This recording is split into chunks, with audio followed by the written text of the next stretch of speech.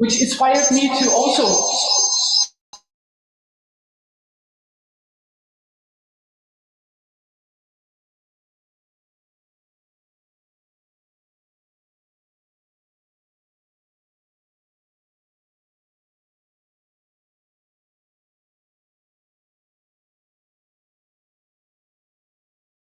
well, of course. Just that you have an idea.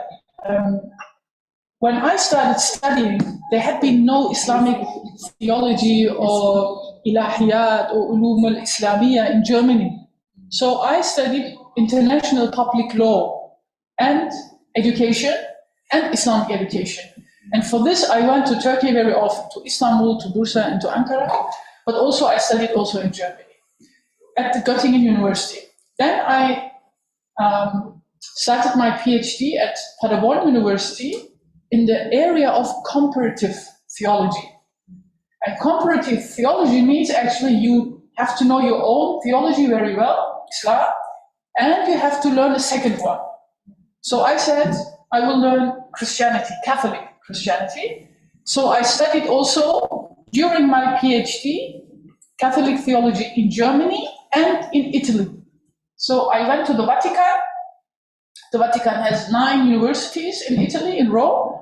And I went to one of these universities to study there also Catholic theology. Because religion has always its own printing, its own cultural color. For example, for the sisters, how you have your headscarf is very Malaysian. Yeah, right? When you look at Turkey, it's different. When you look at me from Germany, it's also different, Sister Swat is also so. And when you look at the guys, nobody's wearing this hat, in Germany. So, but this is something cultural, but it's also connected to religion somehow. So religion has always its own cultural imprint. This is why I went to Italy, because in Germany, the Catholics are very philosophically, It's more or less philosophy than theology. So I said, is that true? Is that just one print, one road of Christianity? So I saw, yes, in Italy they believe differently. And they teach also differently. So that was very important for me. In 2020, I became a professor in Humboldt University. This is one of the biggest and oldest universities in Germany, Humboldt University. And the institute, it's like a faculty. It's a very big department. And we are established since 6 years. Yeah, it's a new one. It's the last one which was built in Germany. Now in Germany we have 5 or 6, I guess, places or faculties of Islamic theology. If you like, you can say Ulum al-Islamiyya, for example. And we have different departments. And I am the chair of my department. This is Islamic education and practical theology. I am very much engaged in educating students of Islamic theology in order to become teachers at schools. And I will speak about this school system as well.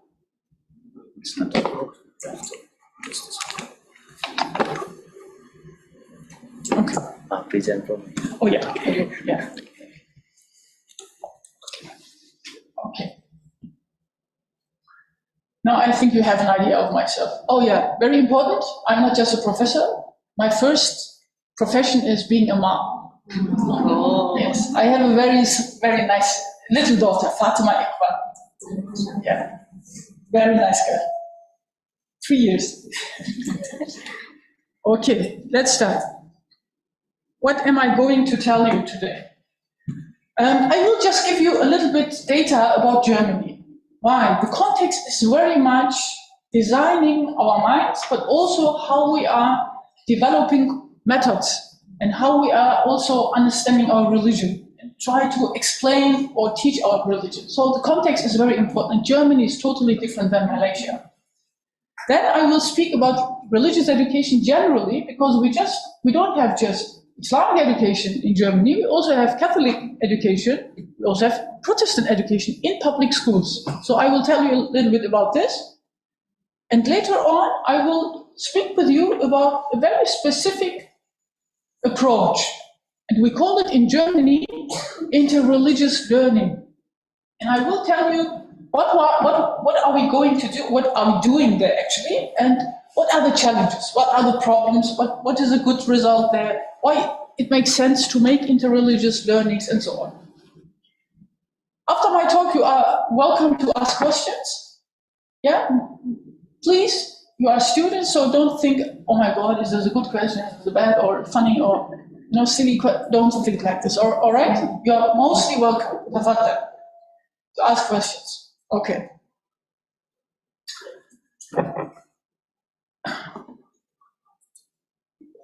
All right. Oh yeah, here. What happened? No. It was too fast. What? Oh, yeah. So you have a card of Germany. Germany is like Malaysia. It has federal states.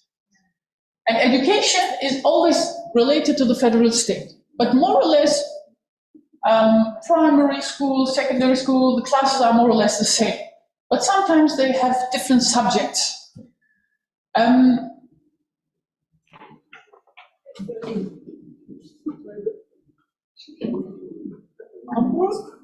in the middle. Yeah. Okay, I'm from here. Okay.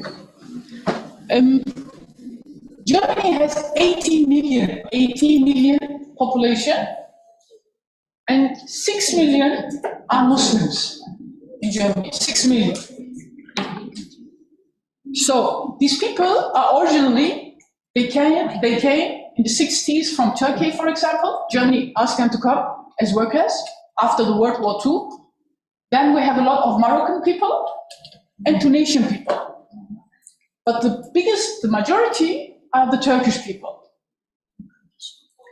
Then we also have war refugees who came, for example, from Lebanon in the 1975s in the Civic War. Then we have, starting from 1978, a lot of refugees from Afghanistan. But back time, currently again, a lot of people coming from Afghanistan, Sunni as well as Shia people. We also have, it's a very small amount, but I have to mention that we also have Iranian people in Germany. So we also have Shia Islam in Germany. It's a small group, but they have their own umbrella societies. So we also have, of course, Iraqi people, but these are very small amounts. A bigger one is especially from Bosnia and Palestine. Because from Palestine, a lot of people are coming all the time, actually. And of course, because of the war, a lot of refugees from Syria. And I guess more or less 1 million now, 1 million Syrian people. Yeah. So you see, we have a big diversity, cultural, but also in the confession of Islam, we have a diverse umbrella. And I don't know if you know, but there is also a group of people who consider themselves as Muslims. They are called Ahmadiyya.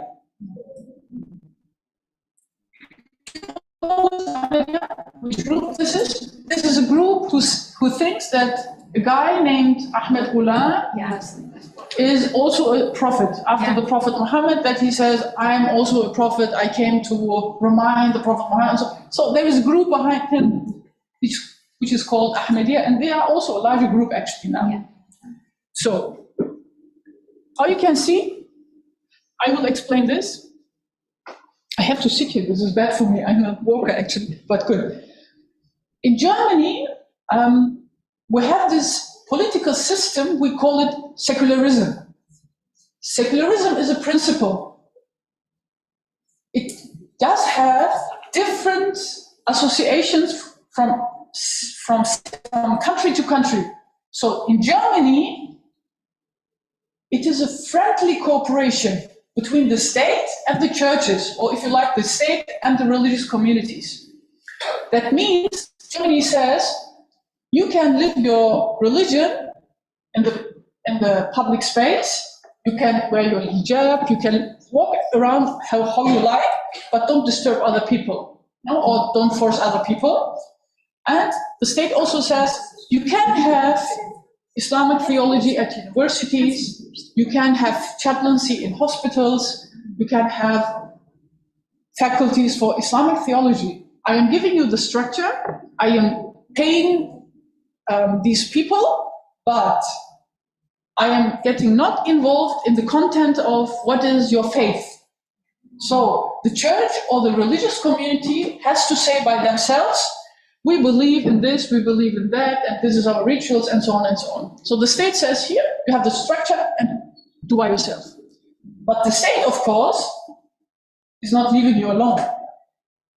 Like each state, they want to know what you're doing. So are you educating fundamentalists? Are you educating people? You know, what for people are you educating? So, of course, they are monitoring it. Yeah, they are monitoring it. They are looking at it. But they are not involved. Okay. You can hear, or maybe you have read, that in Europe, a lot of countries or societies are becoming more and more secular. They use this word. What does that mean? Does it mean they are becoming less religious? In the case of Christianity, we can say yes, because the numbers of the members of the church are now increasing. Decreasing. Sorry, decreasing, not increasing, decreasing. But sometimes people say, I'm still a believer, I still believe in God, but I don't believe in the church anymore. The church has a very different position in Christianity. We don't have an institution, so. But even though in the modern times nowadays, because societies are becoming more and more multi-faith, multi-diverse, people are seeing, these different ways of living religions. And so they are starting to ask questions again about these religions. So people or societies are getting more secular, but the interest of religion is getting bigger and more, interestingly. So the numbers of becoming Muslims, converts in Germany is really increasing, interestingly. So we can't say generally they are getting less religious. We can't say this today. Okay. Now we have a framework. The state says, okay, if you like, you can have religious education, but the state said to the Muslims, you can have Islamic religious education, but of course I have some interests. Because they said they are scared, especially after 9/11. You know what happened at 9/11, right? Crash of the Twin Towers. Okay. So after the crash, after 9/11, they said, we want to know what is preached in the mosques. What are these imams telling to the communities? What kind of understanding do these imams have? How do they shape the believer's mindset? What do they preach? And we should also have the eye on the stage where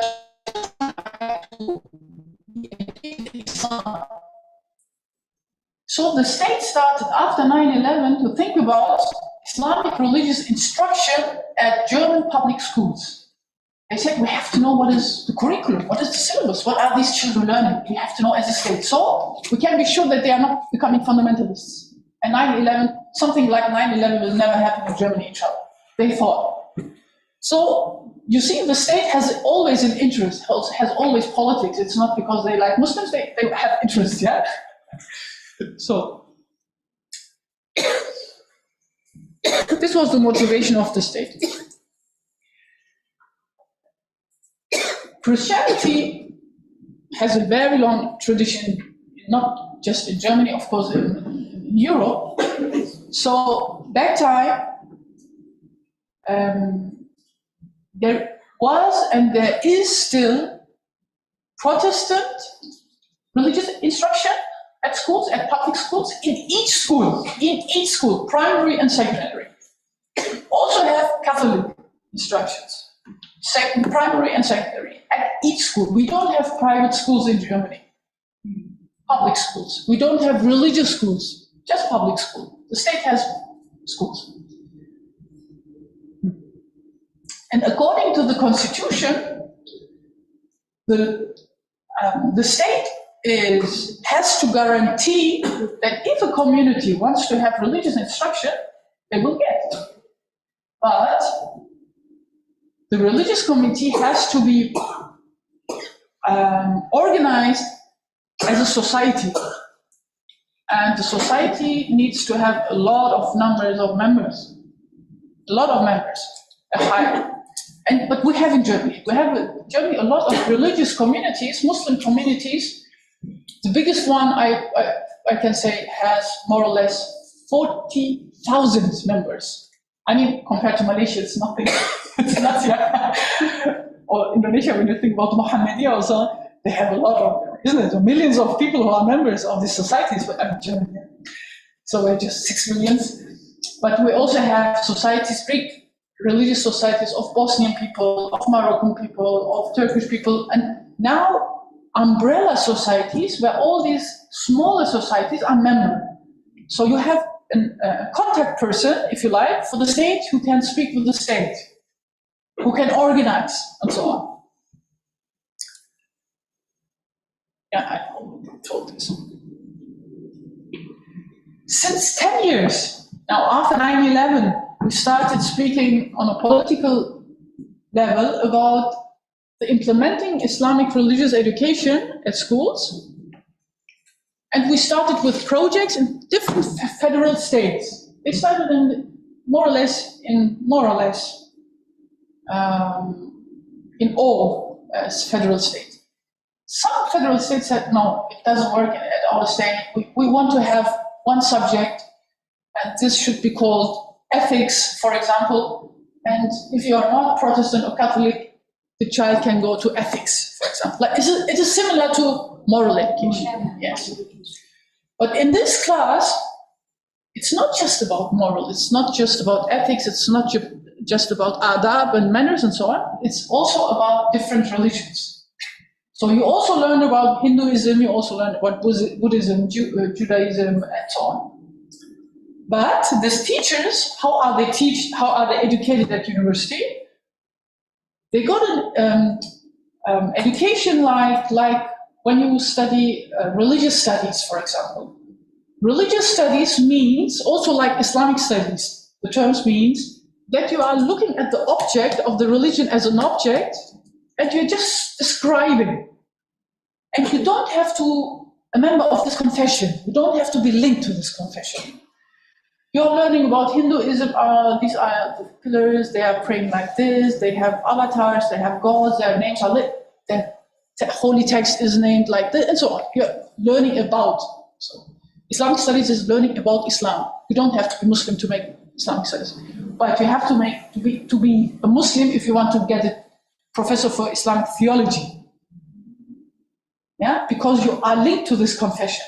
It's the same like I studied Catholic theology, but I'm not allowed to go to school and teach Catholic children because I'm Muslim. And so also Christians, when they studied Islamic theology, and we have Christians studying at our faculty Islamic theology, they are not allowed to go to schools and teach about Islam. In Germany, it's not allowed. But when you go to Sweden, when you go to Finland, it is allowed. So you see, the states always have different regulations here. Okay. Now, how I said beforehand, education is a question of the federal states. So the federal states decided, okay, we want to have, for example, one federal state. Let me go back and show you.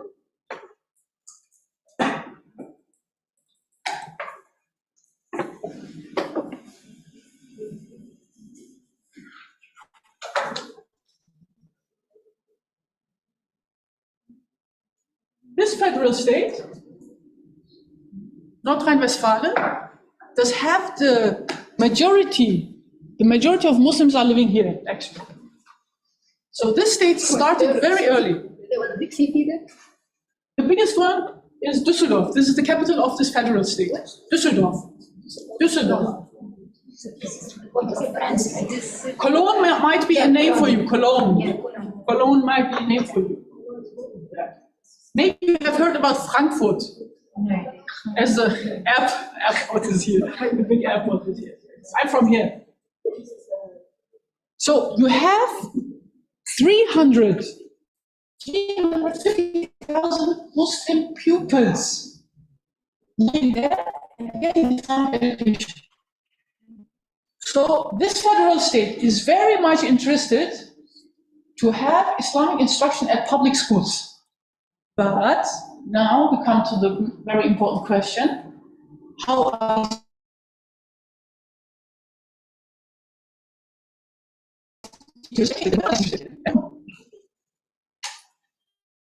so you are also getting the information of our teachers, right? Yeah. So we are speaking now about you, but you in German.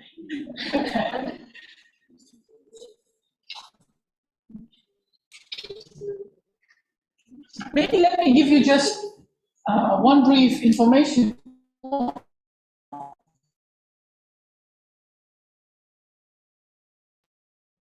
There is just one city, actually, Hamburg. It's a federal state, but it's just a city, actually. They started to have, from the beginning, from 20 years ago, they started to have, they call it Religion für alle, religion for everybody. or religion for all, they call it. So you have in a class, Hindu, no, we don't have Hindus, Buddhists, but nowadays we have Buddhists. Buddhists, Jewish, Christian, and Muslims in one classroom, and you have more or less 2 or 3 teachers in the classroom at the same time. They are building a curriculum together. They're talking about, for example, very often they start with things we have in common. For example, Ibrahim. But Buddhists don't believe in Ibrahim. So they are trying to find common subjects, for example, believing in something superior than human being, or call it power, call it transcendence, call it, so what you want. We call it Allah. They don't have, some of them, they do believe in something, but they have their Buddha and so on, So they pick up the subject and come together and thinking about how can we teach actually what is Allah in Islam, what is God, Jesus Christ as self-revelation in Christianity, as God for Christians, what is it for Buddhism, and so on. So they are producing materials to teach together. This concept is very much criticized, very much criticized. I will tell you why later on. But in other federal states, you have confessional linked religious education separately. Muslims here, Christians here, Catholics, Protestants, different. So they have their own classes with their own teachers.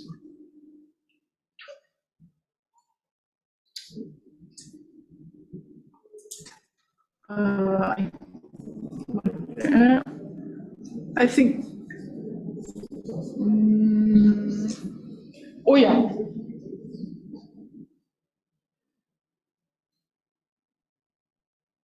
We need when we say we want to have interreligious learning, we also need to explain why we need interreligious learning. It's not something given or guaranteed. Because a lot of people, especially parents, they think their children getting confused. And they can get confused, for sure. But they said, okay, the positive aspects of interreligious learning are bigger than our concerns. We don't need concerns. I will explain why. So they say, when we have interreligious learning, it is actually providing social cohesion. Because students or pupils are getting to know each other. They know about the religious other, they can be more respectful and more appreciative, and so on.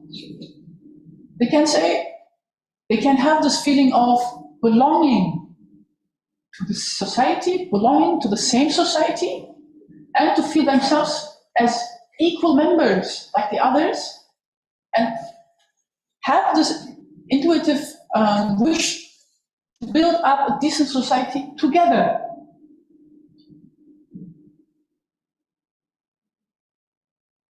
Oh, I have forgotten to translate this word. To support, it means support. I don't know why I needed. I think this was a jet lag, Jet lag.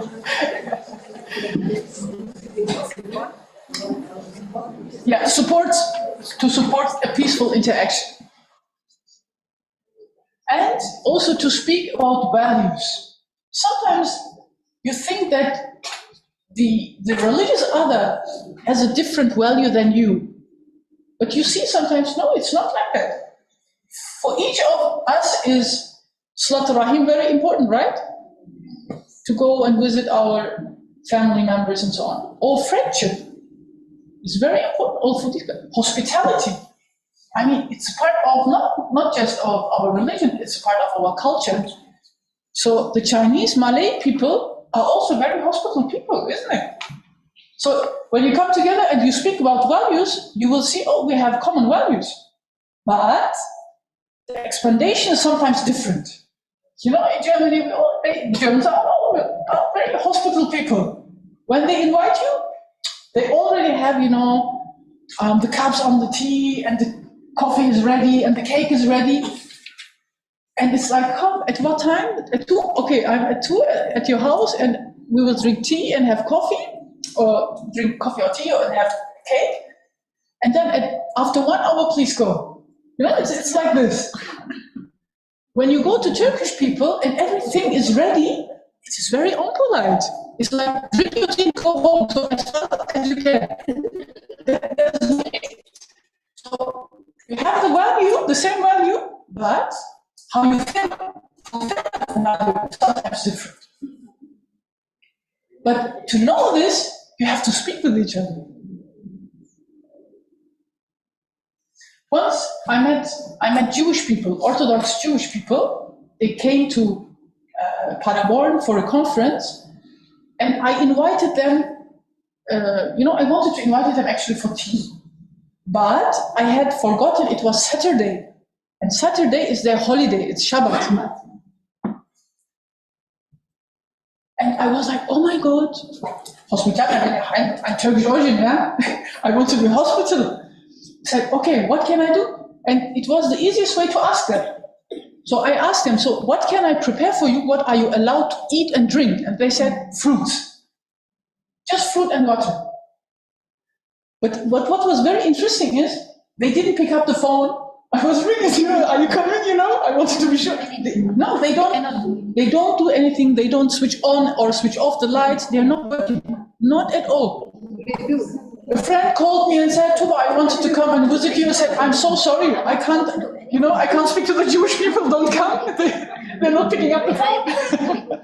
Yeah, it's not possible. They came, they said, they ate all the fruit, there was a lot of fruit. They ate just the fruit, and then they left. And at the evening, they ate, of course, because they broke their Shabbat, and they had this. What do you do in the day? Just a little bit walking. They just walk a little bit, nothing. They can't do anything at all? No, they can't work, actually. So then they go to sleep then? For some Jewish Orthodox, you aren't allowed even to hold the pen. Yeah. But this you can just know when you speak with these people, when you come together. And in Germany, when students or pupils come together, mostly they ask very daily life things. So the first thing they ask, why don't you eat pork meat? Yeah. Why don't you drink alcohol? It might be very surprising for you, I don't know. But and the third question is for sure, why do you wear headscarf? Yeah. So do they read the Talmud on Saturday? In the evening, yes, I do know this. Cannot even read the Quran. I'm not sure if I guess it depends on the group. Yeah. Yeah. The moderate one, they play around the groups, they hire people actually, and they give them signs with their eyes. If they want light, they will go and switch on the light for them. So they play around. Yeah, they play around. Yeah. Yeah. Okay, let me go on. What can religious education do? Yeah. Let me come to the next point. Very clever. It's getting interesting now. You see, if you come together with religiously different people, it's very interesting. What is happening? It's like, why are they doing this? What is the reason behind this? And then you ask yourself, the second question is, do we also have something like this? We have something similar. When you make Hajj, or when you are in the Ihram mood, for example, or when you make Umrah, for example, you also have to be very careful what you are doing, right? What you are saying, how you treat people. You aren't allowed to, push any people, any trees, any Insects or animals, isn't it? Yeah. So you are starting to comparing. Oh, we have similar things, and you're just remembering. Okay, but you also can have answers to similar existential questions. For example, when somebody dies, or when you just have the question of what can I do now after finishing school and so on. I mean, this is an existential question. Shall I study this or that? Shall I go to the other city? Or shall I marry this guy or this lady? These are very important questions. And these people also have these questions. So you're coming together with your peers and are speaking about the world. And in this case, you are, establishing to somehow also the common ground of common questions for you, existential questions. And the answer of the other can sometimes help you also find your own way, or profile your own position sometimes. Yeah. Yeah, I already said this. Okay. Which challenges do we have? Can we just start to make interreligious learning in Islamic religious education classes? It's different than for the Christians. Why? Remember I told you we had a lot of culturally and also confessionally different Muslims in Germany now. But we also have children who has the name, for example, Aisha, Ahmed, Ali, but they don't know anything about Islam. Religiously indifferent. They are not Islamically upbrought. They don't have Islamic socialization. And you may take it as granted that you always hear the azan and so on, but you don't hear the azan in Germany. And you don't see everywhere mosques, big mosque, as Negara, you don't see this. And you don't see temples in this sense. I mean, you see churches mostly. Churches you can see very often, yeah. But what I want to say is, you don't see actually a lived Islamic way of life. You don't see this. So if parents are also not religious, you sometimes don't know the name of the Prophet. This is the first point. The second one is, Muslim children, even in primary age, they are facing Islamophobia. They are facing this. They are facing discrimination. If they don't face discrimination, they see that their mother with her headscarf is facing discrimination because of her headscarf. Because people are shouting sometimes at people, sometimes they're spiting at women with headscarves. Sometimes they're, go home, shouting at people. So children are seeing that their moms are facing discrimination. And this makes something with your mindset, with your self-understanding, with your self-identity as well. Sometimes it pushes children really into, not accepting the whole society and getting very radical in an Islamic way. Sometimes they say, I don't want to be in any way connected to Islam. They give up with Islam. And they don't even look like, they're doing something with their whole self. And sometimes they have a very low self-esteem, low value self-understanding, unfortunately. So they're getting more and more like walking like this. Yeah, you can see it from in the how they walk actually. Sometimes they don't want to look at people's face. They don't want to be seen, if you like. This is very bad. So this is the reason why, and I am one of these educators who says, when we have Islamic education in primary school, we should not have at the first place interreligious learning. No. Because interreligious learning also pushes sometimes children in the position that they have to defend their religion. Because they have these discourses in their mind. They are coming into the lecture, in the class with this mindset. And they're like, I have to defend Islam. Islam is good. Islam is... No. But they have few information about Islam. Yani, imagine a child who was 9 years old. My ethics teacher asked me, I was 12. I started wearing the hijab with 12. Then she said to me, the next class, you are explaining why you are wearing hijab. I didn't have any idea about hijab. Not the religious one. My mother were wearing a hijab. The whole community I was going, the mosque, all the ladies are wearing hijab. So I thought this is a part of my culture, of my religious life. So I wore the hijab. I mean, I knew somehow, okay, this is connected. There is something in the Quran about this and its obligation. But I didn't know why. Why should I? With 12 years. Okay.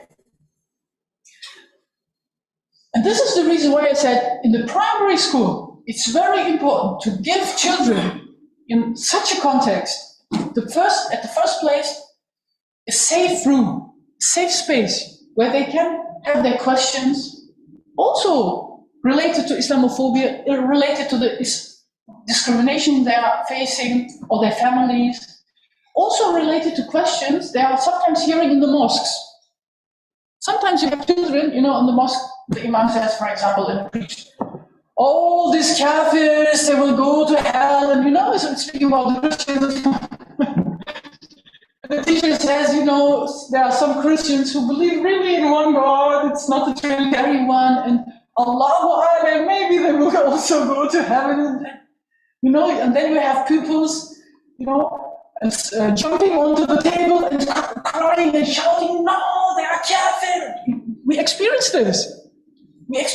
Because he's always going to the mosque with the father, and the imam is preaching, and he loves the imam, so he believes the imam. Now they're coming with this mindset into the class. No, they will get, imagine just we have this in interreligious learning, you can't believe in one God and the prophet, and it won't be a good matching at this time. So give them a space where they can have their questions, where they can, and I call it, call it becoming a religious home. Give them a home, a religious home firstly. Give them information. Make them feel homely in Islam. What are the pillars? What is our faith saying? Let them know the Prophet Muhammad. Let him know in his good character, his akhlaq.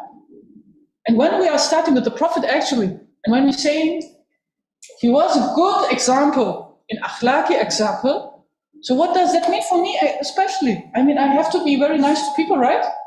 He treated people nice, so I also have to treat the other guy, even I think he's a kafir. Or not. So give these students as, first of all, an identity, a religious identity. Give them the opportunity that they have a relation when they are constructing their self-identity, also related to Islam and the Prophet especially. But also not just, on the paper. We call it Muslim on the paper. They should get into internal involvement, I call it like this. It is like, it has to come from the inner side, from ourselves. It's not like, my daughter, please wear hijab. And she says, okay, mom, because it's your wish, I will wear hijab. But it's not connected with my inner self, right? I have to be by myself persuaded what hijab means. What khimar means, or whatever you want to call it. Or why should I not drink alcohol? All my friends are drinking alcohol. So I need a real persuasion why I should not do this. It's not like, this is obligation, don't do this. It doesn't happen. And it will end somewhere, the road will be finished. After your parent is not at the Siebel, unseen, after you turn the corner, we have a lot of girls who are just, get rid of the headscarf. So, what makes sense, in my opinion, and we can discuss with you together, in my opinion, the primary school is really a place to have a confessional, linked, separate religious education in your own confession. What can be done, and this is mostly done, if you have enough Christians, then they are coming together for occasions, for festivals. For example, in Germany, we have the tradition that when a term is starting, we have a prayer. It's a Christian tradition, actually. They go to the church, but now they have a lot of Muslims. So they said, we can't go to the church anymore. So we will do it in the biggest room of the school, and we are involving the imam maybe, or maybe the Islamic religious teacher, and ask, what can we pray together? Where can everybody say Ameen at the end of the prayer? Can we sing together maybe, or can we make a theater play or something like this? So they're exploring how this new festival or this starting occasion can be suitable to everybody, to every belief. In primary school, this is possible. This is possible. Sometimes they also take religious figures. If you have Christian and Muslims, the best figure might be Maryam. Maryam is a very good figure. She is the mother of Isa alayhi salam. She is mentioned in the Quran, and so on and so on. She is a very, very important woman in our tradition. For example, Abraham. But you also can take people like different prophets. Yusuf alayhi salam. It's the same mentioned in the Bible, in the Old Testament. Nuh alayhi salam. So you can find common persons, you can find common grounds, but you have to search. For searching, you have to speak with each other. Okay. A lot of teachers who are doing interreligious learning at schools, they do have the same concerns, or they make the same experience. Let me say it like this. They made the same experience.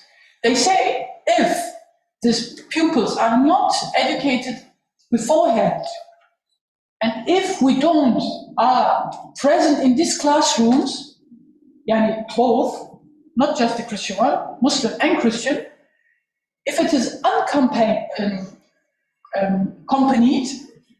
then it will get a disaster. Then you will have, at the end of the day, they're shouting at each other that you are believing in the wrong and we have the truth and so on, or what is this, and you have this, not nice comments and so on. So the education of the teachers has to be very well. They also have to know about the religious other a bit at the end of the day, but they have to accompany the learning process all the time.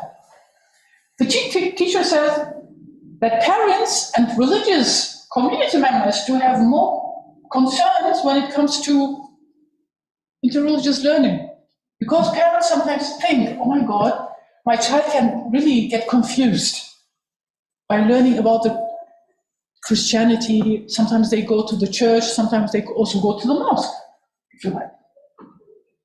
And therefore, this is why I am saying,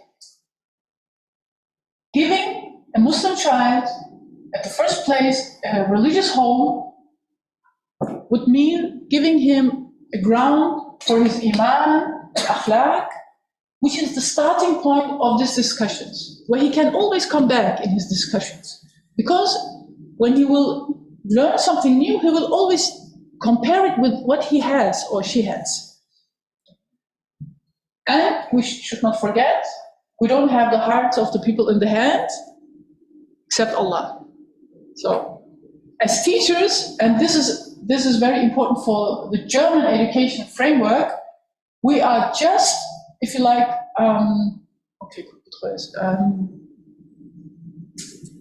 people who are supporting, who are helping them to understand, who are like chaplaincies, like, how can I say, a chaplain, like a chaplain. And it's not like, I will say the other one, you are not allowed to make children believe. You are not allowed to do this. You are offering. This is according to the secular understanding. It's like, this is Islam, we are believing in this and so on. If the child believes at the end of the day, it's not up to you. This is the point. It's not like you have to believe that this is like this, and if you don't believe, no, you're not allowed to teach like this.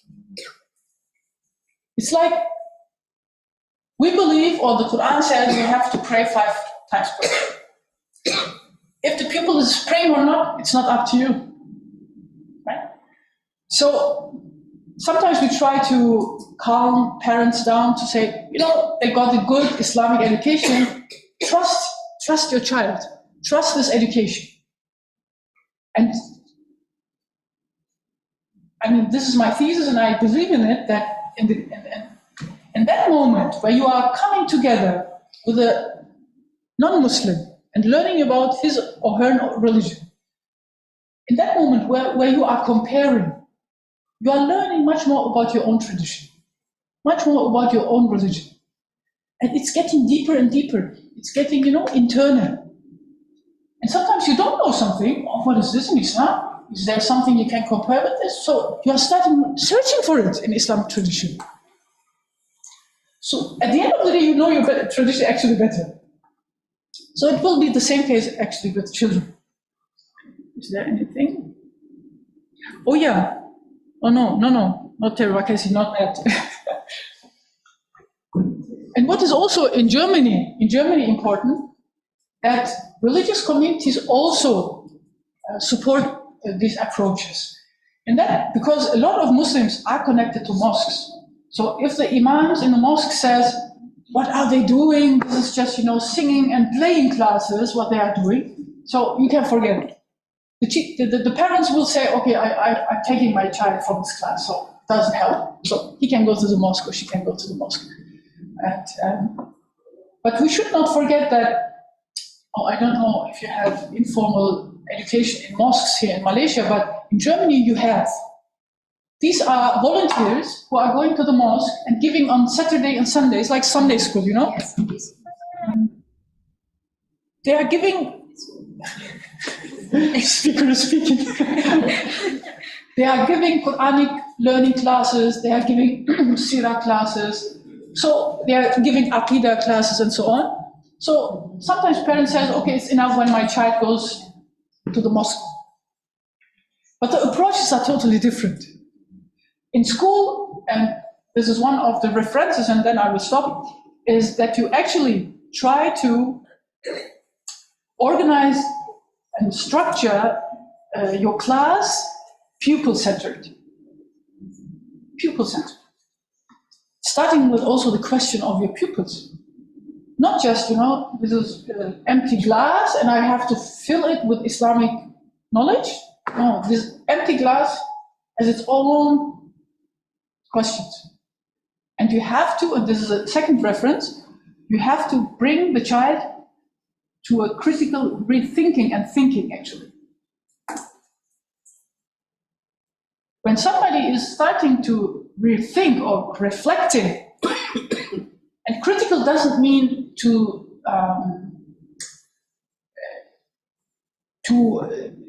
how can I say, to say this is bad or this is, to judge Islamic content. It's not judging. It's separating and looking where it comes actually in a differentiated way. Also, critical thinking also means Islam is a very huge religious tradition. You have 1,400 years. You have a lot of different perspectives on one topic. So be humble and be aware that there might be positions you don't know. And you can't come to this conclusion when you don't rethink it or don't look at it in a critical point of view. And criticize also yourself and your point of view. Self-assessment. And when you start to learn more and more about the Prophet as an akhlaqi example, as Uswa Hasana, and tries to explain what does it mean, Uswa Hasana, then you will come to the point that you have to know yourself better in order to know God, right? So it might be helpful to also have the communities on the same page. I will stop here, and I hope you got an idea what we are doing in Germany, could get an idea. And this is why I came to Malaysia this time. Of course, I wanted to see Professor Usman as well, this time again. May Allah give her a very healthy, long life. And all of us. Alhamdulillah. The question is something like this, similar like this, possible in Malaysia? Would something like this be possible in this country? Or would something, I finished, but let me ask some questions for you that you have an idea where I want to go. For example, the first time when I came to Malaysia, to Kuala Lumpur, I visited the Batu Caves. How many did visit the Batu Caves here? Nobody? No, we did. You all did, right? Yeah. We did not. Raise your hand. 3, 4 times I went there. Oh, I see. Imagine you have a class. You have Muslims in your class who might live in an area where you have a lot of Hindu people. So what you can do is to make a trip to the Batu Caves. But what you are going is to prepare them. Maybe you are preparing, but it would be better to call somebody from the Hindu community who is well known in his tradition and can give a brief, introduction. So when you go to the Batu Caves and you are seeing all this avatar, you can make sense of it. It's not like you are believing in it. It's just you are understanding why there is an elephant. I mean, there are so many stairs and there are monkeys. Why there are monkeys? Why don't they say to the monkeys? Yeah, they are very scary, these monkeys. I will just finish with an example I really like to give because it makes it clear what I mean. When I arrived in the Batu Caves, there are smaller temples, and there had been a guy, with a tablet, and he had some flowers, and he was doing something, and he was praying, actually. He was saying something to the avatar, and the people were standing, and I was just observing, and then he came and gave everybody, this. I always forget the name. That's a prasad. Prasad. Yeah. And then he came to me, he wanted to make this, and I said, what is this? I mean, it's nice, It's red, it's nice color. Then I said, what is this? Because this is a religious ceremony, right? Yeah. This is a religious ceremony. So what is this? And he said, this is the blessing of this avatar, of this God. I said, okay. Yeah. You see, you are observing, you're not believing.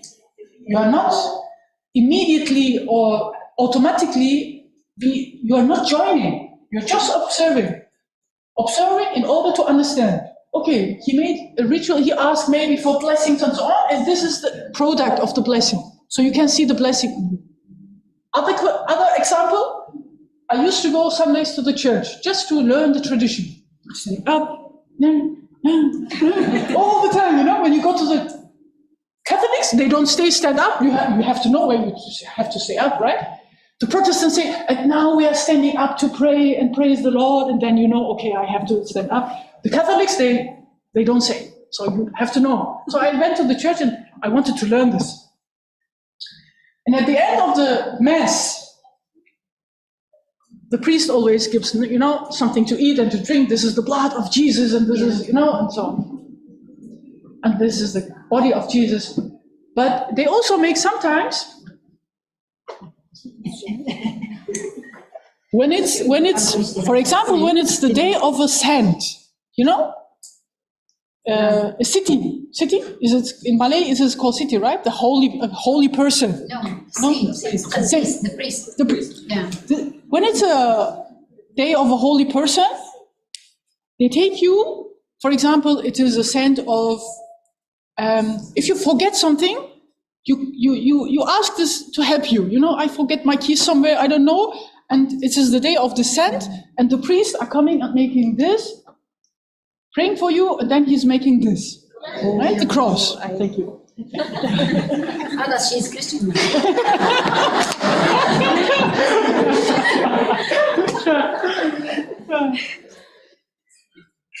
So I was like, shall I go or shall I not go? Because I really forgot at those times something somewhere, and I couldn't remember. I said, shall I? But I said, no. I mean, maybe it's, when I make salah, because in that moment where your mind is getting slower and you're calming down, you sometimes remember. But sometimes I went to the priest just to take the blessing, but the priest knew me. And he knew I'm Muslim. He knew me from university because I was a professor and so on. And he made just this. In the name of God, may he bless you. He knew it. Oh, yeah. You see the appreciation, you see the acceptance. He knew that I don't believe in the God, the Trinitarian God. And he knew I would never pray to God through Jesus. I would never do this. So he said, in the name of God, may he bless you. It's just like that you are getting a blessing from, also from your mother, from your grandfather. It's like, may Allah gives you barakah. It's like a praying, actually. But it depends on trust also. So to do this, you need to know these people. You need to know, you have to connect, and you have to establish a good friendship maybe, so that you can open up and ask also your very personal question to these people. I hope I could give you to somehow a good idea, and alhamdulillah, I'm still Muslim. Nothing changed. And don't be scared, please, to ask questions. Now I can say, terima kasih. Thank you, Fatima. Before we take the questions from the floor, give you maybe seconds to think about the question. There's a question online. Oh yeah. There's one question online from Dr. Razina. She's asking, are they allowed any religious promotion or da'wah from the public? And does the state provide funding for any religious activities? Yeah. These are good questions. What is allowed in Germany, because you have, according to the constitution, freedom of religion. Freedom of religion means not that you can choose your own religion, it also means that you are free of religion. That means nobody can force you to believe in a specific religion. So that means when you are on the street, you have your table with Quran, with dawah books and so on. You can stand there, you can give them for free to each person, each person who's just passing by. But you're not allowed to read the Quran and hear, and you're not allowed to do this. But please, come on. Fundamentalist Salafi people in Germany did this, They had the Quran, and they just give everybody a Quran. Quran is something precious, it's the word of God. You should not give everybody in their hands the Quran. Yes, you can speak, you can just say, excuse me, do you have time? Can I tell you something? Yeah, you can make dawah. It's not forbidden. You can do this. But if somebody says, no, I don't want to listen, so say, okay, good day. Christians also do this. We have fundamentalist Christians on the street. Of course they are standing there with their books, just waiting. They're not talking to you. They're just waiting. Just, showing their stuff. And the journals, and if you're interested, you can go. But they feel there's a duty. They are standing there. The state is never supporting just religious activities. They don't do this. But what they are doing is, if you are a society accepted by the state, for example, and you have a project, but the project has always supporting social cohesion. So it can be a religious project, but it has to, contribute to the society to somehow. I mean, you are a citizen of the society, so why don't you contribute to the society? So, for example, when we have Ramadan, Muslims, some mosques are doing like this. They are also asking for state or federal state support, financial support, but a lot of Muslims themselves financially support, for example, soup nights. They call it soup night, for example. This is a name German immediately know what is meant by that. Because giving a soup is a very old Christian tradition that monasteries used to do. So in the morning and in the evening, there had been always soups the monasteries offered in Germany, at least. In Germany, to homeless people, to people who don't have money at that moment to eat and so on. So Muslims said, okay, at the iftar time, we are offering soup. But somebody has to pay for the soup. So also Muslims are paying, but also the state sometimes supports this financially. Because it's contribute to society. Very good question. Okay.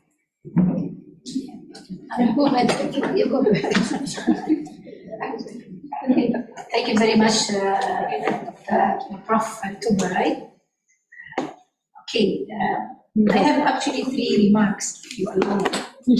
Yeah, actually two remarks and 1 question.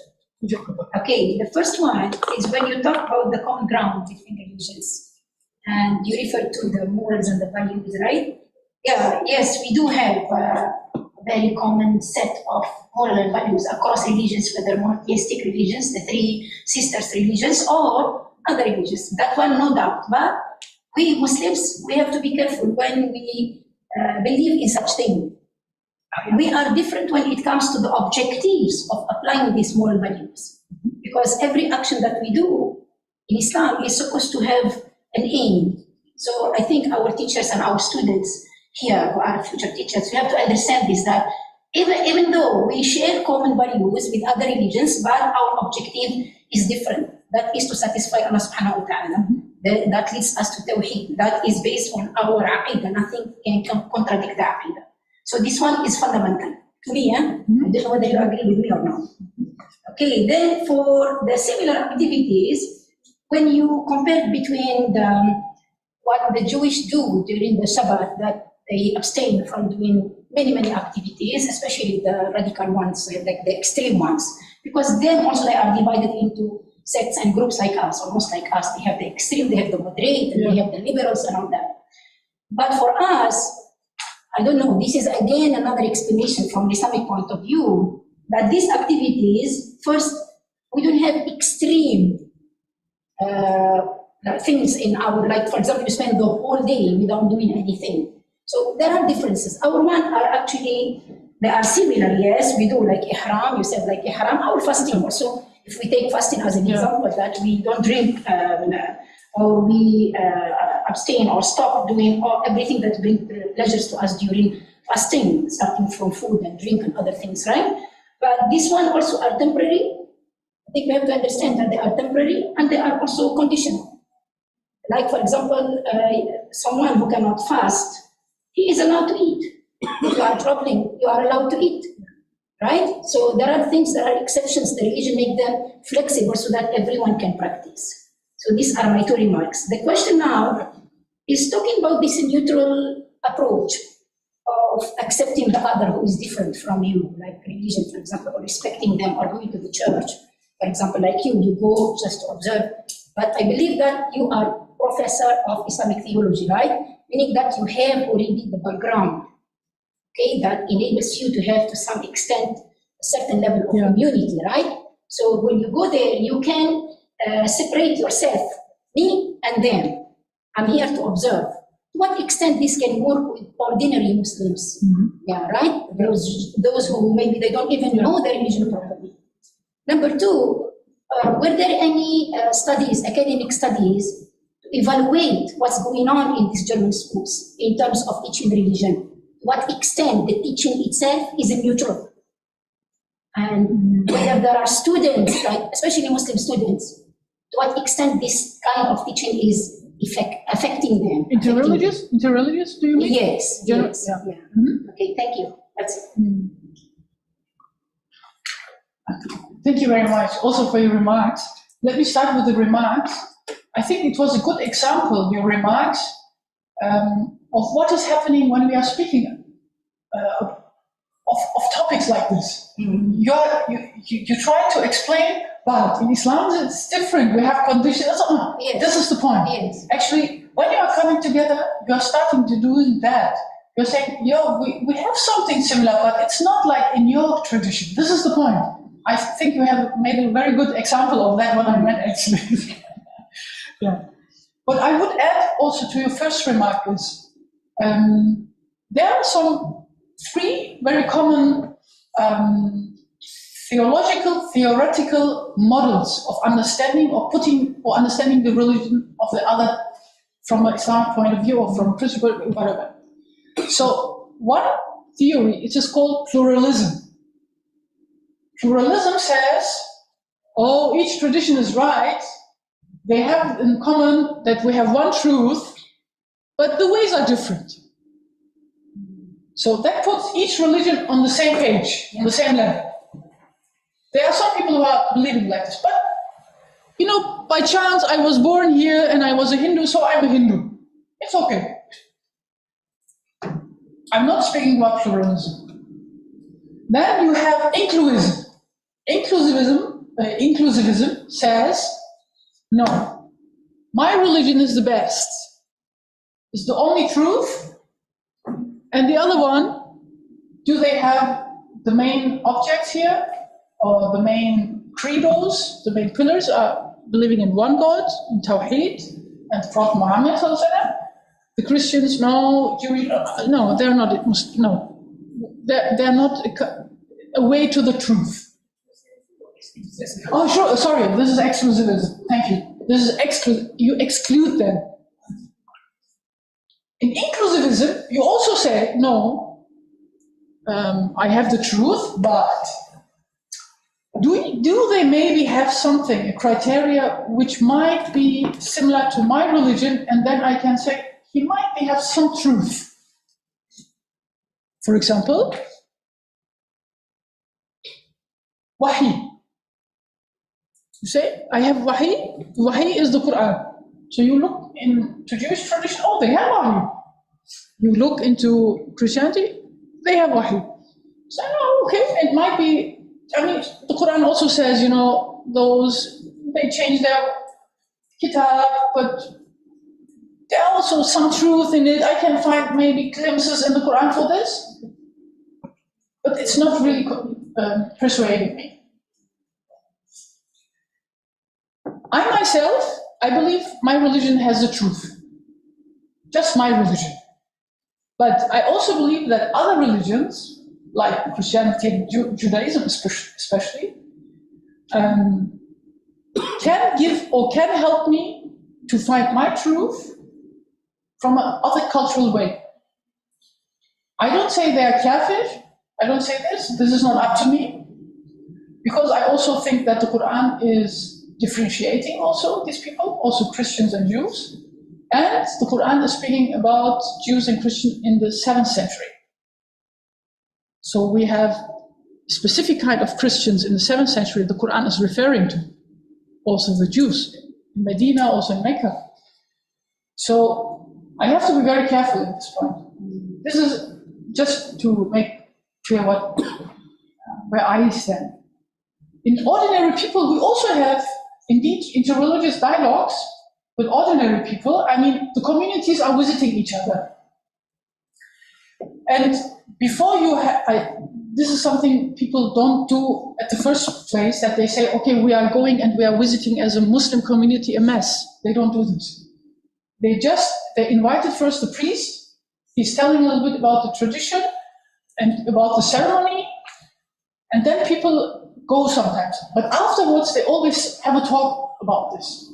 There are approaches to do so, actually.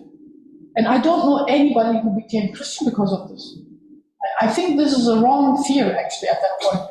It's actually more to understand the other and to come to in the community house together and to know your neighbor and to drink coffee and to make friendship, actually. And religion, and at this point, is just a vehicle. No, we don't have abbreviations because interreligious learning just started, actually.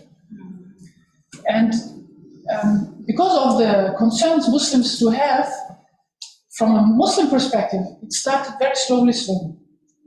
So we don't have really classes where in the classroom students are coming together. We didn't start with this because we said we need actually, first of all, a theological, and also a didactic plausibility, a theory, and so on. But what we are doing is, and these are just projects, that classes are just coming from projects together for occasions.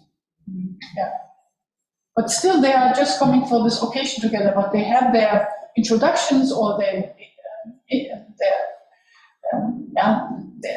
classes separately. So when they're coming together to speak about Abraham, they had a class alone with a Muslim teacher who teaches about Abraham. And then later on they came together. Yeah. But we don't have that in the regulations. Another remark, but it's okay. Just The question? yes. Students? Students. Yeah. We'd like to hear from you, students. Yeah. At least 3 questions. At least. Yeah, okay. More than that. Before we take a question from the professor again, Yeah. do you have question for her, but now we allow you to ask for anything that you'd like to know. Yeah. Press the. Hi, Assalamualaikum. My name is Zaki. So my question is actually the question that you raised just now at the beginning of the talk. It's regarding on how are we educating the teachers. So in your point of view, what is your recommendations that we can do to educate teachers actually in Malaysia? Thank you so much. Content about education? Oh yeah, teaching teachers. In our program, teachers for Islamic education to have the same content, the modules of students of Islamic theology. They have the same, but a little bit less Arabic. Yeah, this is the only differentiation actually. And of course, they have classes with me, classes about didactics, religious didactic. The students of Islamic theology, they don't have classes like Islamic didactics, for example. So I teach them methodology, especially context. For example, different approaches of how to teach Quran, how to teach the Surah, how to deal with the Prophet, how to deal with narrations from the Quran, for example, how to teach with art, music, which methodologies can we use by teaching and so on. This is what we are doing. Yeah. Where do they get the content? When they study the Sirah? They study like the Islamic theology students. When they go to the classes of Quran and Sunnah and Hadith and so on. Yeah. It is an Islamic theology program plus additionally didactics. Yeah. Designed by who, the curriculum? Designed actually by us. Yeah, by us. Muslims are designing. There is nobody from the government. No, it's not allowed. No, it's not allowed. No, it's not allowed. Huh? Somebody starts, but we are seeing that some steps are not good, so we can change. It's autonomous then. We are autonomous. Of course, we are autonomous. Yeah. The university has to accept it, so we have to explain why we are changing it and so on. It's just a question of university, departments and internal stuff. The state is not involved at all. Sure, please go. Thank you very much, Dr. Ba. I really enjoyed your speech. I learned many things. Okay. I just have some questions to ask. One is Germany a secular state then? Because from what's happening, I noticed that religion is taught. Basically, for me, the definition of secularism is separation of religion from methods. Like America, for example, is strictly secular. Marriage? America. Yeah. Secular, and the schools not supposed to offer religious education, nor spend money on religious function and so on. So there's really the notion of secularism separates religion from public or the private domain, Yeah. So I noticed here in this context of Germany, it's not truly secular then, because it still offers religious education in the schools. Okay? So the next question is, it offers religious education. Because I said that it is under the federal, right? So does it mean that it is centralized? Maybe the administration is centralized, but in terms of the curriculum, I think it's quite local, right? So it is decentralized, right? Okay. Just as what we had just now. The answer is complicated. Complicated. And then, if you use public school, there is no private school in Germany, only public school, right? The public school offers religious education. So what minimum number of students of a particular affiliation will enable them to open up the classroom? For example, minimum of 15 students, then you have Muslim students, then you have Islamic religious classroom. Is there a minimum or there is no minimum? So that's one. That's one question. And then, how to train teachers, you already answered this one.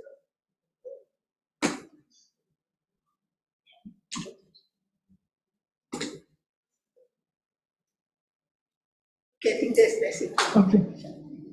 Thank you very much. I will start with the last one. It has to be 13. 13. 13, yes. When you have 13 children and parents are asking for Islamic religious education, the school has to open. Yeah, school has to open up. Yeah. Religious education is due to the federal states. That means that the local Islamic communities are involved. They are involved in the curriculum development and are also involved in making sure that the teachers are accepted by the communities. Even the teachers. Yeah. The state says the university gives a teacher, for example, a diploma, a certification that this person is well educated. But the community has to give this person an ijaza Able to teach. that this person is, stays in our tradition, is Muslim, Yeah. and can teach. Because why they did it like this? The Christians have the same way. I mean, a Christian teacher is educated at university, but they have to apply to Rome. The Catholic. Yes, the Catholics, but also the Protestants to the Church of Germany, to the Yeah. Protestant Church of Germany. The Catholics to Rome, and the Protestants to the Protestant Church to Germany. So they're sending their certificates and so on, and they have to say to which church they used to go. So the commission is calling the priest and asking, do you know this person? How is this person for a Christian? Is he Recommended or not? so? But actually, they are looking for the Protestants less. But the Rome, is this person married, or is this person not married? How is the private life? Does he or she has a partner? Are they married? Do they have children? They are Practicing. Or yeah, practicing or not? Are this person not going to the church or not? So the Muslims said, oh, we want to have something similar. Yeah. And there had been a very huge debate on that. So Yeah. in that particular case, don't you think that the curriculum of the theological curriculum has to be endorsed even by the Roman Catholic? Because otherwise you are teaching something, and then below the standard of the Roman Catholic Church.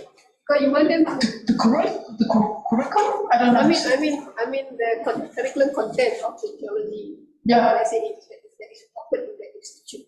Yeah. Okay. Yeah. Shouldn't it also be endorsed, or, with a consistent standard that prescribed by the Roman Catholic in Rome? Because otherwise, if you your graduates from your Yeah. institute Yeah. apply to Rome for endorsement, then they see that you have not learned this, you have not learned that, so it doesn't meet their qualification. So But- don't you think you? Our people don't have to apply to Rome. No, I mean, approval, the final approval. your curriculum, the curriculum. No. I think that no. When somebody studies at our program, Islamic theology, in order to become a teacher, they are asking the local Islamic community, The Catholic Christian. the Christians, yeah. If they go to the Catholic department in your faculty, Yes, for example, then they graduate. Okay. Now it's a requirement by The church? for them to become teachers. Yeah. They have to submit their get recognition from Yeah. the Roman Catholic in Rome, right? Yeah. So in other words, if the Muslims. the curriculum offered under this Catholic department, okay, falls below the standard of the Roman Catholic in Rome, then definitely that guy or girl will not. I see, but actually it's not the curriculum. It's not the curriculum. It's just a private religious life what they are looking at. Or they're not looking at No, they're not. what they're No, they don't look at the quality. They don't look. They see just okay. It's a certificate. studying. More character. It's Yeah. much more the private life. Yeah.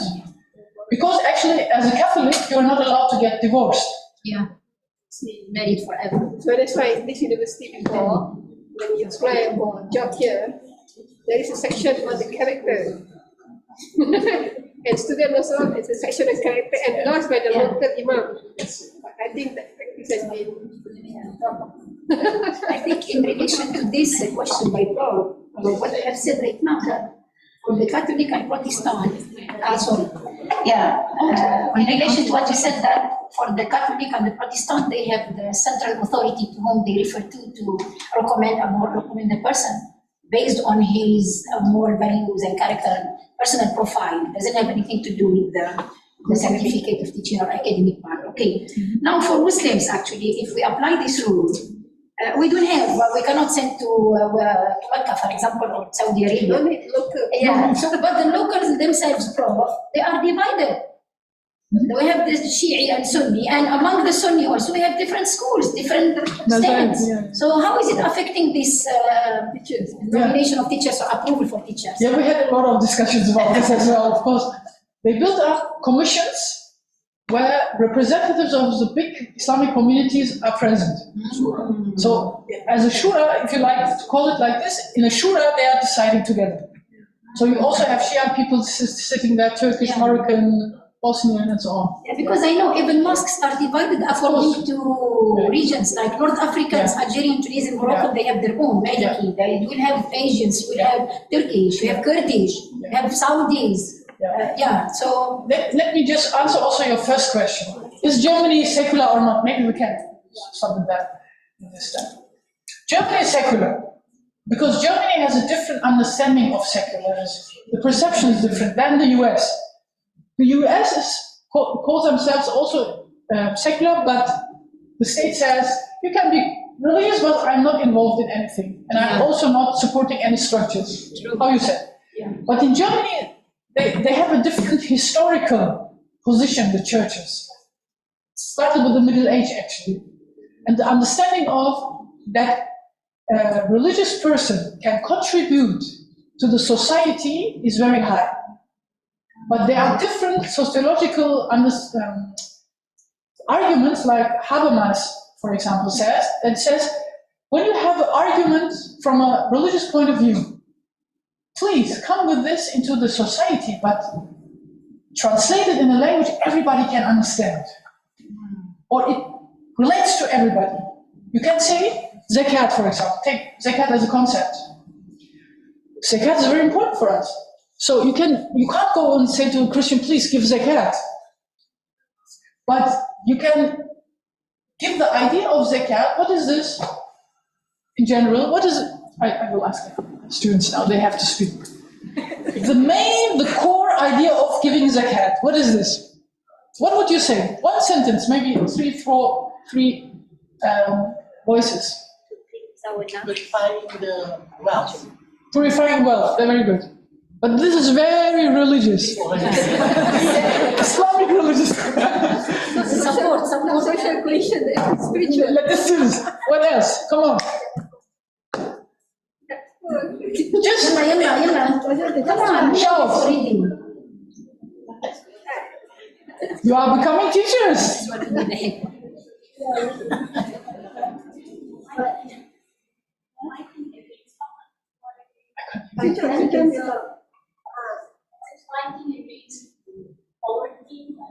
Very good. She said, fighting against poverty. The words are very important. You see, she used not religious language. She used a language everybody can understand. Everybody would say, yes, we will fight against poverty. Here we go. So the state is accepting or is asking the communities, the religious communities, please contribute. But do it in a way everybody can understand. Yeah. Other questions from the student side? Did you address all the questions by Professor? Yeah, I'm finished. I guess so. Yeah. Questions from the students? Before we go to the lecturers, you want to ask? Don't be shy. Come on, yeah. This is time for you to know. If I am applying this concept in my classroom, To what extent should I be aware? I mean, like, because like we teachers, we may have something that we also that we didn't understand well about the Islamic views or opinions. So to what extent can we apply that because of the misunderstanding? I mean, interreligious learning should be done just by people who are really secure in their own knowledge, actually. Not just in their own tradition, but also you should know a little bit about the other tradition, a little bit at least. And I mean, you have very good teachers here. You have the, Dr. Fatmi, what was the institute's name? Are you? IMU, for example. I mean, these people are very well trained in other traditions as well. So you will get also classes from them, right? Are they getting classes from them? What is the Department of Sujin? Oh, I see. But volunteering, you can go and just listen, you know? This is studying. So, interreligious learning, it's not everywhere in Germany. Not everybody is doing this. No. Not everybody is doing this. Just people who know the other teacher very well. Sometimes Christians don't want, sometimes Muslims don't want. You said, no, I have children. They don't have any clue about Islam. I need this time to teach them in Islam. So this is not obligatory. They don't do it. And they do it just when they are sure they can do it with their children, and when they know that these children are prepared. So, yeah. Very good question. One more question. In Germany, it is the home of Protestant, right? Yeah. Yes. So which Christian religious group is dominant? The Protestant or the Catholic? It's still the Catholics. Still Catholics. Still Catholics. The numbers of Protestants are really decreased. Yeah. And interestingly, it is decreasing parallel to the Catholics. It's still Catholics. Yeah, But when you go to the north of Europe, more Protestants, like Sweden, Finland are more Protestants. yeah, they are too relaxed, right? The Protestant. That's why they start to use the religion compared to the Catholic who are rigid and maintaining. But interestingly, in the group of the Protestants, you have really laid-back religious people, but you have also fundamentalists. A lot of fundamentalists. I mean, I used to live in Paderborn, and you had a lot of Catholics, but also a lot of Baptist people. They are very fundamentalist. They say solo scriptura. That means you are just reading the Bible, and you are understanding the Bible word by word.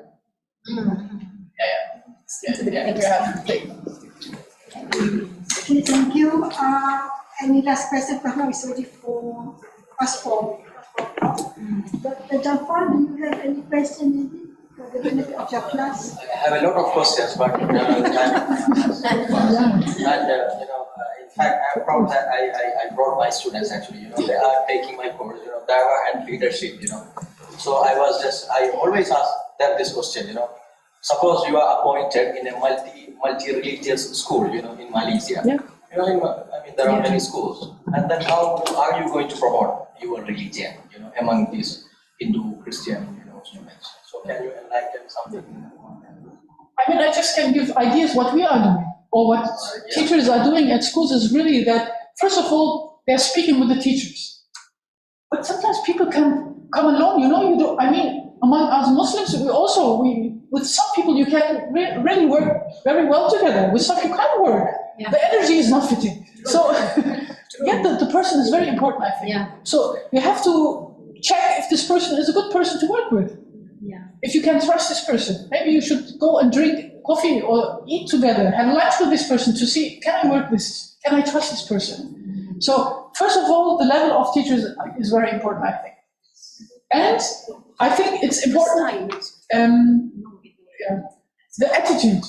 I would say sometimes you have teachers who are open, but they have a mission in their head. I mean, you have a lot of Christian people who said, interreligious dialogue is good, but actually they think about interreligious dialogue as a missionary possibility.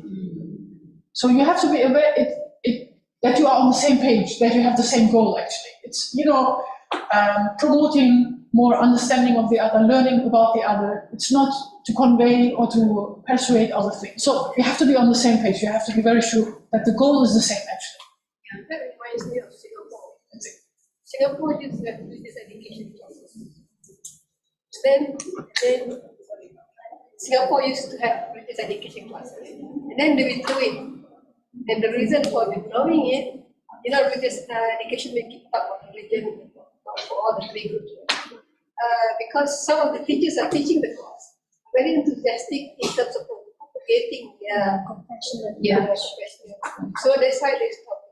Yeah, this is the reason why we have also classes about the profile of a teacher. Yeah. You don't just have it in theology, you also have it in education. So the profile of a teacher is very important. So how do you understand yourself as a teacher for religious education, for Islamic religious education? What do you think is your goal? What do you think is actually your mission? And this also depends on the framework of the state, actually. So one last question again. So what is the best way in terms of a multicultural diverse community like Malaysia to teach religious education? Do you take it like we are offering religious education for the Muslims and more education for non-Muslims? Or should we do religious education for all groups but separate?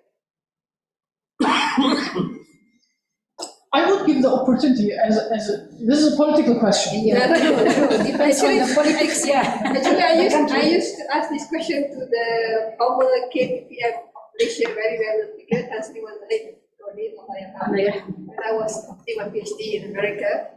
Okay, education. I said, you offer Islamic religious studies for Muslims, but you offer moral education for non-Muslims.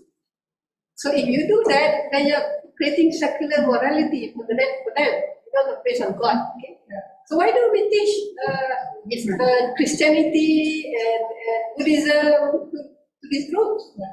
And then, for all you know, because if you think that Islam has the truth, when people get more interested in religion, whatever religion, ultimately, inshallah, they will find the truth.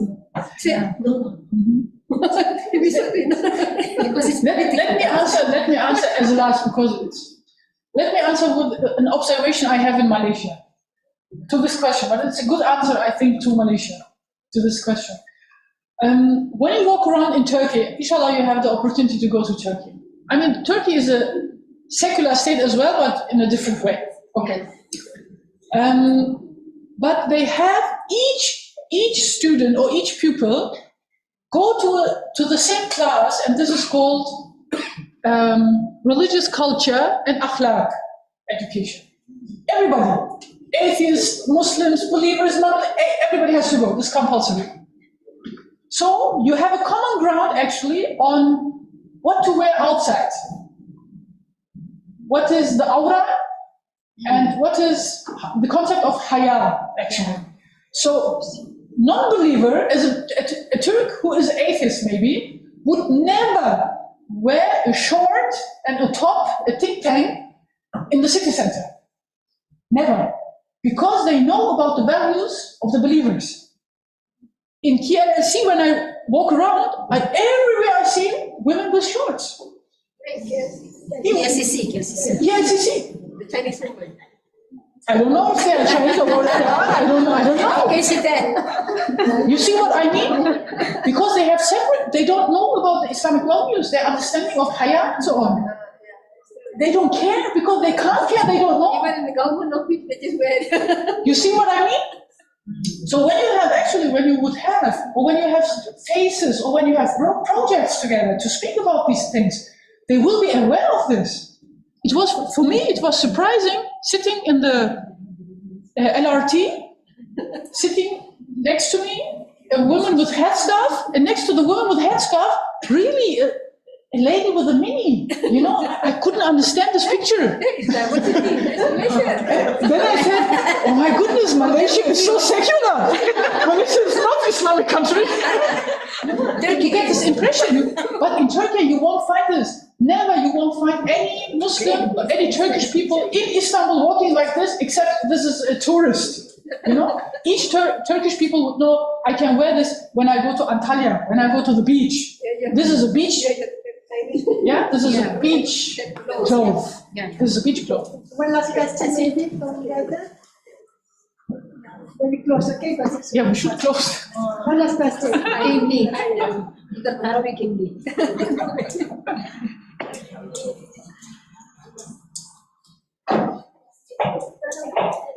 Sorry. I can. Am I audible? Yes, thank you so much, Doctor, for your valuable presentation. We came a little bit late because finding this place is very difficult. We went here and there and finally came here lately. I did my bachelor's in Islamic studies and my master's I did in Buddhist studies. Now I'm doing my PhD. So my title is Tazkiyah and Vishuddhi, comparison between Buddhism and Islam. Very good. So my question is, what is your guidelines to practice other religious methods like meditation, Yeah. these kind of things, for the purpose of research? Yeah. Thank you very much. This relates really to my experience, actually. Take one more question. Sure. Sorry. Can I just speak it aloud here? Okay. My question is that, like I have seen from my previous school, I have seen that our Malaysian school, we have the subject in the primary school we call civic subject. In this subject, everyone must take it, either they are Muslim or non-Muslim, and this is like ethical code. But I don't see the effect of this. Because this subject is a bit secular, so I think that is it a bit like nearer to the subject that you said, that the religious and akhlaq code that you said. This is what we are talking about, yeah. I mean, this is really a potential you could use in Malaysia, actually, yeah. But you really need people well educated. It's not like that somebody is talking about Hinduism who doesn't have any clue about Hinduism, should not speak about Hinduism. Maybe you can invite somebody who speaks about Hinduism and have, different classes about Hinduism and learn about it just. And I think civic is actually a good potential, yeah, to do so. Thank you very much. Yeah. About the profile of the teacher, the one you said before, the profile of the teacher.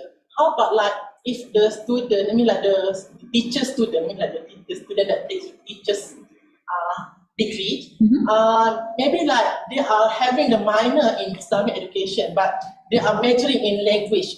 So because of this, like their interest is more to teaching language instead of focusing in teaching the religious subject. So how do you find this kind of like the challenge that, because how should I say?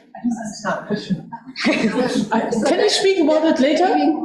Can we speak about this later? Okay. Yeah, this is a I big think question. that minor of language and maybe Arabic language and Islamic education. Yeah. Then that they are required to teach properly Islamic education because there's not enough teachers. Right? Oh, I see. The degree itself, yeah, majoring and minoring, yeah, the degree itself. In Malaysia, like the country, like the tradition, like those who take the Arabic language must teach in Islamic education. while the Islamic need to learn Arabic. I see. So that's a big like kind of interest. So how do you find out?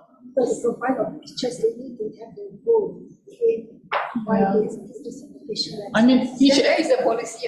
yeah, this is a, speak with her. Okay, this is a very important question. I mean, because I also made my PhD in comparative theology. So, in the case of, in your case, for example, I used to understand my own salah as like a meditation in this sense, to calm down and so on. But then, when I started to do zazen, Buddhist meditation, I saw no, salah is not a meditation. It's not a kind of meditation. Salah is a way to take to go into a dialogue with God, to be thankful, to say Alhamdulillah, and to, to appreciate God and to be present in God's, presence. Be present in God's presence. But meditation actually depends. It depends on the tradition you are doing, actually, I would say. Because in that moment when you are starting to have mantras, which are connected actually to the specific tradition and which has a meaning and which is sometimes also related to a god in this tradition, then it is getting problematic, of course, you will know. So in my mantras, when I'm doing meditation, I always use dhikr, words we are using in dhikr. So I'm saying La ilaha illallah, I'm saying Hi, I'm saying Hu, I'm saying Allah. I do use different words of God, actually. But the method actually is the same. You are concentrating on your breath and all this stuff. So I think you will know where your limits actually on your borders are, where you can go further and you can't go further. But what is important is, I think, that we should not forget that each concept of a religion is always, it's not just a word, it's always a concept which is related to the whole religion. So it is really difficult to get an idea what it means to say all the time Om. If you don't say Om, and if you don't make this experience, you will never know and you can't describe it actually. So we have to be a little bit careful, and a little careful also in describing what you are doing and what you are experiencing there. Yeah. But it's very similar to, experience is not a good ground for academic word, Yeah. I think, brother, in this case, you need a fatwa for that. Yeah, because it's related to our aqidah. You have to be careful, as she said, there are limits to everything we do. If the action is related to certain religious beliefs in Hinduism, this is a no-no case. So you have to be careful. Sorry.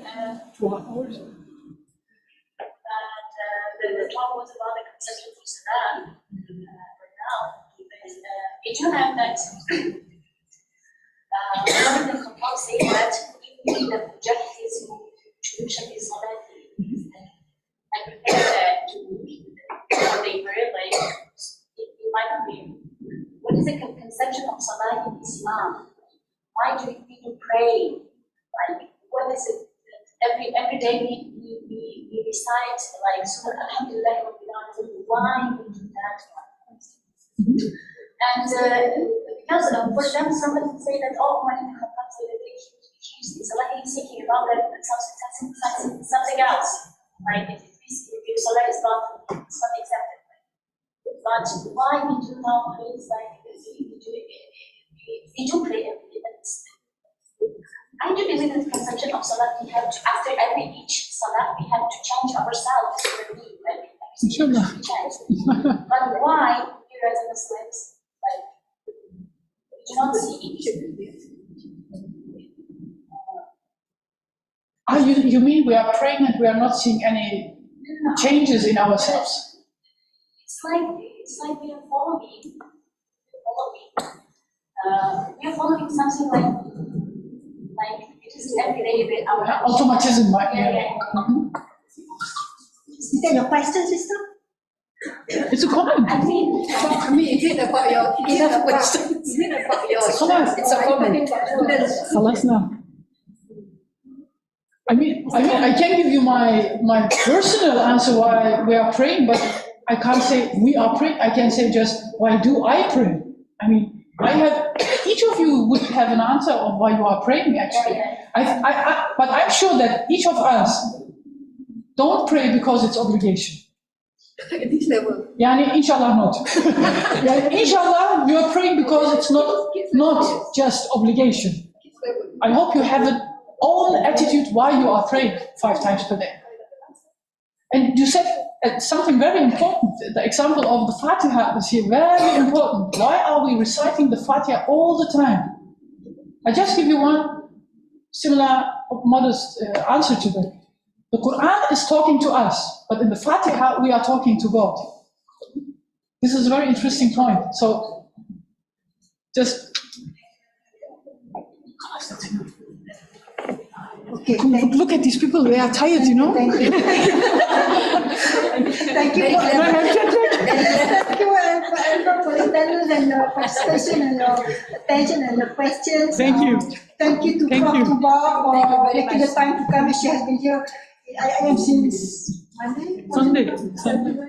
So with that, let's end the session series. Tasbih Paswat to us.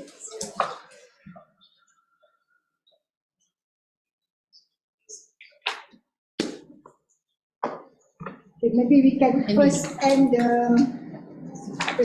online first. Oh yeah. Okay, we can end it online. But before that, I want to present something on behalf of the Kupiah.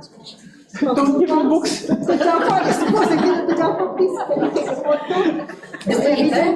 Wait, suitcase. No, I already have 20 kilos. Give them to me. You have to pick one bag full of books. But we should take a picture. We should take a picture. Yeah. No, wait, I think we have to stand outside. So end it then. Can we end it then? Can we end it then? Can you please switch on? End it. No.